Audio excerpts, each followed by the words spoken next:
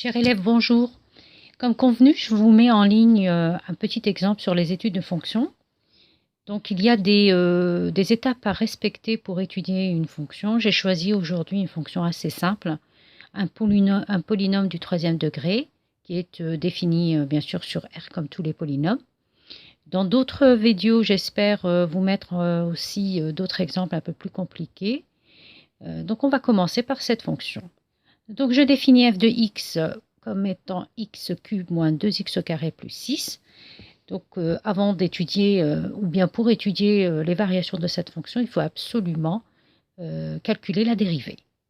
Donc, je calcule la dérivée. Donc, on a déjà appris ensemble à calculer la dérivée d'une fonction polynomiale. Et bien sûr, comme je vous l'ai déjà souligné plusieurs fois, la factorisation est importante après le calcul d'une dérivée. Pourquoi? Parce qu'il faut absolument résoudre l'équation f' de x égale 0 pour pouvoir calculer les racines ou les solutions de cette dérivée pour obtenir enfin les extrémums de cette fonction. Donc on va calculer les solutions de cette équation. Donc on remarque que la factorisation conduit à x fois 3x moins 4 entre parenthèses. Donc un produit de facteurs est nul si seulement si un des facteurs l'est. Donc les solutions sont x égale 0 ou 4 tiers.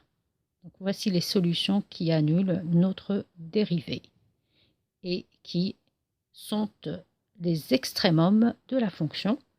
Après les avoir calculés, on établit un tableau de signes, un tableau de variation de la fonction. N'oubliez pas de compléter votre tableau. Pour les ES, les terminales ES, les calculs des limites à l'infini et moins l'infini, plus l'infini et moins l'infini n'est pas du tout indispensable. Par contre, pour les S, c'est important de calculer les limites en plus et moins l'infini. Voilà.